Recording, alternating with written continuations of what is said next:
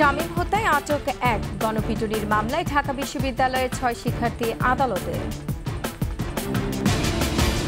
সাবেক পরিকল্পনা মন্ত্রী মান্নান কারাগারে, অতিরিক্ত ডিআইজি মশিউর গ্রেফতার।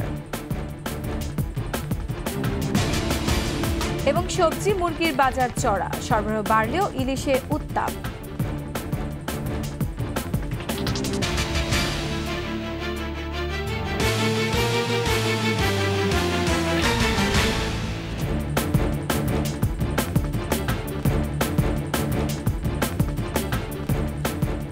শুনছিলেন ফার্স্ট সিকিউরিটি ইসলামী ব্যাংক পিএলসি সংবাদ শিরোনাম। আমন্ত্রণে ২১ সংবাদের সাথে আছেন রোমান আমিন। দর্শক, ২১ টেলিভিশনের সংবাদ একই সাথে সরাসরি দেখতে পাবেন আমাদের ফেসবুক পেজ www.facebook.com/2124 অনলাইনে।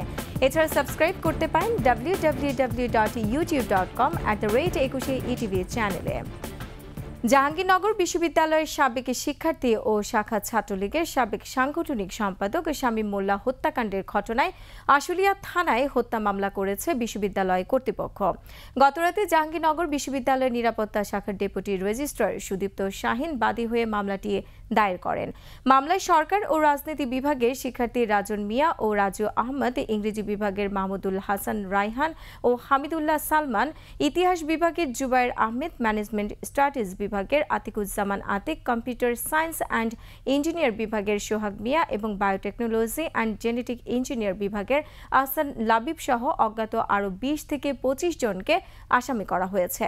ঘটনায় জড়িত থাকার অভিযোগে একজনকে আটক করা হয়েছে। এর আগে ঘটনায় জড়িত থাকার অভিযোগে ৮ শিক্ষার্থীকে সাময়িক বরখাস্ত করা হয়। ঘটনা তদন্তে করা হয়েছে ৬ সদস্যের কমিটি।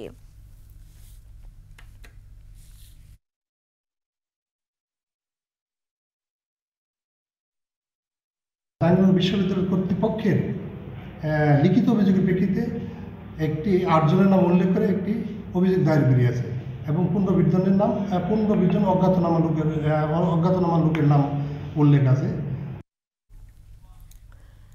ঢাকা বিশ্ববিদ্যালয়ে চোর সন্দেহে গণপিটুনিতে নিহত তোফাজ্জল হত্যা মামলায় গ্রেফতার ৬ শিক্ষার্থীকে আদালতে আনা হয়েছে। দুপুরের পর তাদের শুনানি হবে।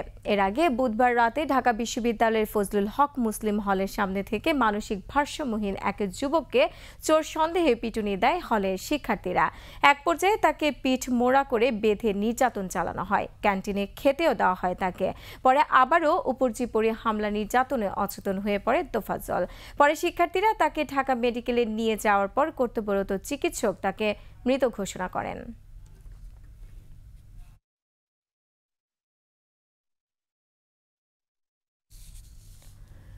সুনামগঞ্জে ছাত্র জনতার বিক্ষোভে হামলার ঘটনায় দায়ের করা মামলায় সাবেক পরিকল্পনা মন্ত্রী এম.এ. মান্নানকে কারাগারে পাঠিয়েছে আদালত।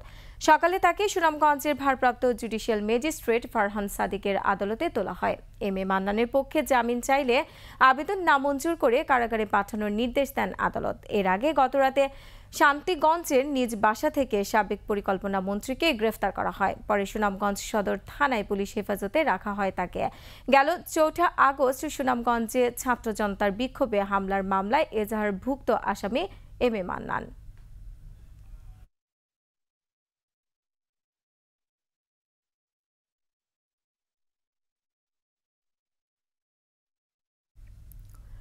এদিকে ডিবির আলোচিত পুলিশ কর্মকর্তা ও চট্টগ্রাম রেঞ্জের অতিরিক্ত ডিআইজি মশিউর রহমানকে গ্রেফতার করেছে গোয়েন্দা পুলিশ। বৃহস্পতিবার রাতে রাজধানীর নিউ মার্কেট থানার একটি মামলায় তাকে গ্রেফতার করা হয়। ঢাকা মহানগর পুলিশের ডিবি প্রধান অতিরিক্ত পুলিশ কমিশনার রেজাউল করিম মল্লিক এ তথ্য নিশ্চিত করেছেন। মশিউর রহমানের বিরুদ্ধে ৮টি হত্যা মামলা হয়েছে বলে জানিয়েছেন ডিএমপি ডিবির যুগ্ম কমিশনার রবিউল হোসেন ভুইয়া। অন্তর্বর্তী সরকার ক্ষমতায় আসার পর মশিউর রহমানকে ঢাকা থেকে চট্টগ্রামে বদলি করা হয়েছিল।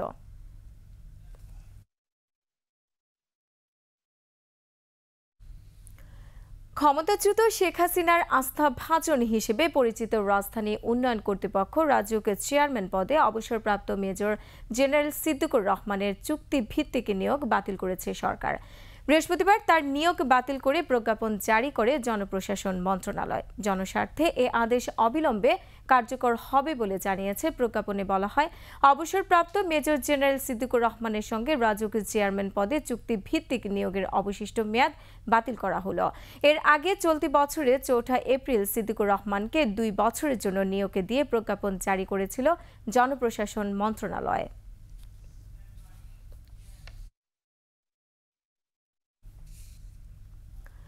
সপ্তাহ ব্যবধানে সবজি ও মুরগির বাজার কিছুটা চড়া হয়েছে। প্রতিটি সবজির দাম কেজিতে 10 থেকে 20 টাকা পর্যন্ত বেড়েছে। এদিকে সরবরাহ বাড়লেও আগের দামে বিক্রি হচ্ছে ইলিশ। সপ্তাহের ব্যবধানে ব্রয়লার মুরগির দাম বেড়েছে কেজিতে 10 টাকা করে, তবে আগের দামেই বিক্রি হচ্ছে দেশি মুরগি। ডিমের বাজারও বাড়তে বিক্রেতারা বলছে, বন্যায় মুরগির খামারে ব্যাপক ক্ষতি হয়েছে। গরু খাসির মাংসের বাজারে কমেছে ক্রেতা। এই সপ্তাহে বেড়েছে সব ধরনের সবজির দামও। 60 থেকে 70 টাকার নিতে সবজি নেই। পটল, বরবটি, শসার কেজি 85 থেকে 100 টাকা পর্যন্ত। আলুর দাম পরিবর্তিত থাকলেও কেজিতে 2 টাকা কমেছে পেঁয়াজের দাম। ইলিশের সরবরাহ বাড়লেও দাম সাধারণ ক্ষমতার নাগালের বাইরে।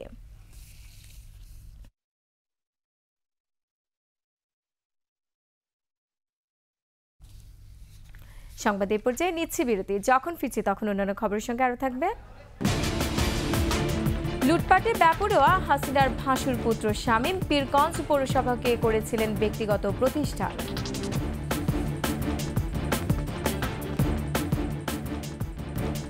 আবার আমন্ত্রণ 21 সংবাদে।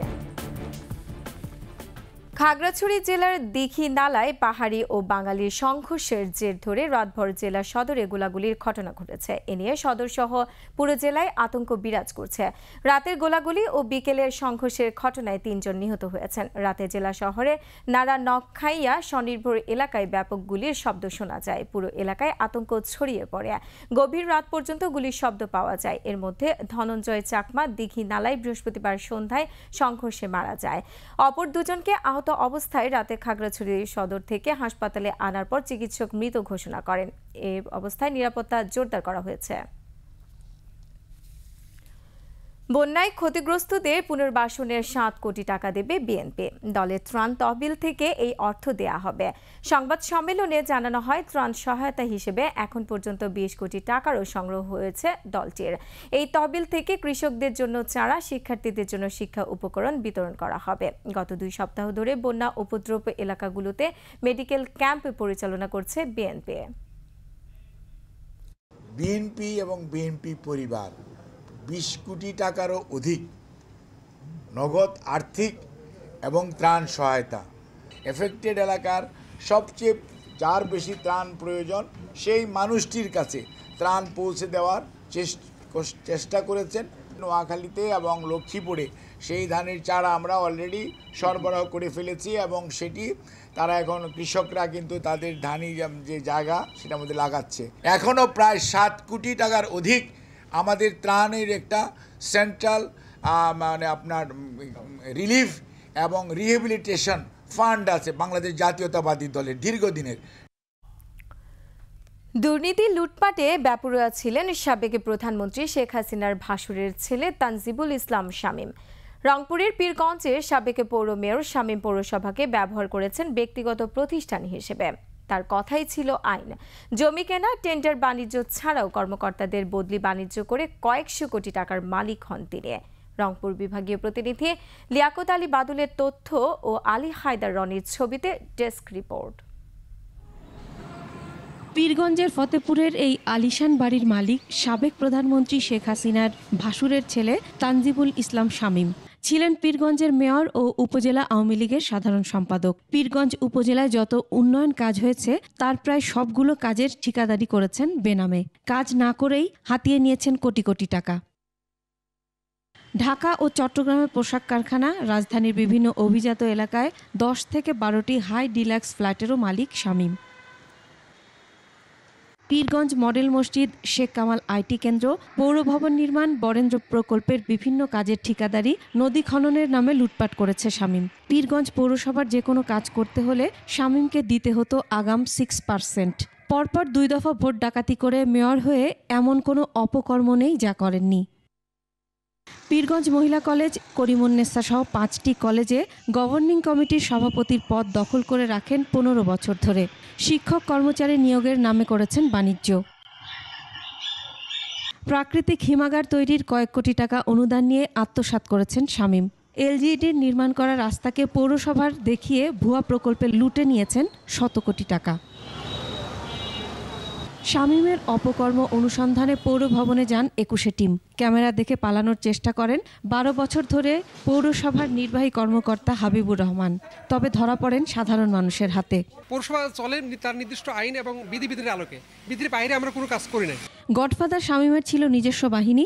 বিএনপি ও জামাত নেতা কর্মীদের নামে গণমামলা আর ধরে নিয়ে টাকা আদায় ছিল নিত্য নৈমিত্তিক ঘটনা। তার কথা মতো চলতো থানা, পুলিশ সহ জেলা উপজেলা প্রশাসন। উনি যে দুর্নীতি অনিয়মগুলা করছে, আমরা কাউন্সিলররা মনে করেন যে আমরা তার কাছে একদম একটা তুচ্ছ বিষয়, কিছুই না তার কাছে। আর কিছু পিএস ছিল, তাদেরকে নিয়ে যে কাজগুলো করে অনিয়ম যে অব্যবস্থাপনা সেগুলো নিয়ে করেই যাচ্ছে, কারণ উনি প্রধানমন্ত্রীর ভাষা, এগুলো কাউকে ডরায় না। আমরা বারবারই কিন্তু এটার ব্যাপারে কথা বলি, আমরা কোনো এখানে সুরাহা পাইনি। আমরা সাংবাদিক সম্মেলন করছি। পীরগঞ্জ পৌরসভার কাউন্সিলররা শামীমের অপকর্মের প্রতিবাদ করলে তাদের নানাভাবে হয়রানি ও মিথ্যা মামলা দেয়া হতো। অনেক অনিয়ম দুর্নীতির মাধ্যমে পীরগঞ্জ পৌরসভা আমাদের পরিচালিত হয়ে আসছে। আমরা অচিরে এই কাজগুলো এবং এই দুর্নীতিগুলো বিচার চাই। অন্যের জমি, বাড়ি দখল সহ আরও অভিযোগ রয়েছে শামীমের বিরুদ্ধে। Masum আলিসা, desk report, 21 television. কক্সবাজারে উখিয়া রোহিঙ্গা ক্যাম্পে অভিযান চালিয়ে অস্ত্র, গোলা বারুদ সহ আরশা কমান্ডার নুরুল ইসলামকে গ্রেফতার করেছে পুলিশ। রাতে পালংখালীর 13 নম্বর তানজিমার খোলা রোহিঙ্গা ক্যাম্প থেকে তাকে গ্রেফতার করা হয়। পুলিশ জানায়, আরশার আস্তানায় তল্লাশি চালিয়ে একটি G3 রাইফেল ও 10 রাউন্ড গুলি উদ্ধার করা হয়।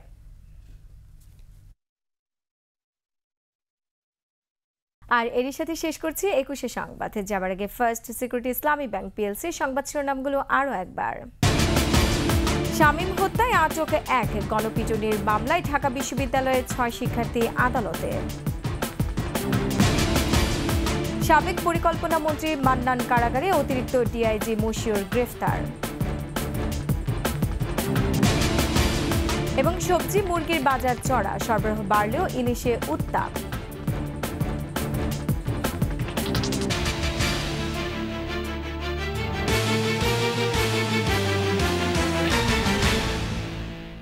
দর্শক, সর্বশেষ সংবাদ জানতে ডায়াল করুন 2021 নম্বর আর ভিজিট করুন 21-tv.com এই ওয়েবসাইটে। এছাড়া ফেসবুকে ভিজিট করতে পারেন www.facebook.com/124 অনলাইনে। এছাড়া সাবস্ক্রাইব করতে পারেন www.youtube.com/21 চ্যানেলে। এতক্ষণ সঙ্গে থাকার জন্য ধন্যবাদ। পরবর্তী সংবাদ বিকাল 4:55 দেখার আমন্ত্রণ রইল। 21-এর সাথেই থাকুন।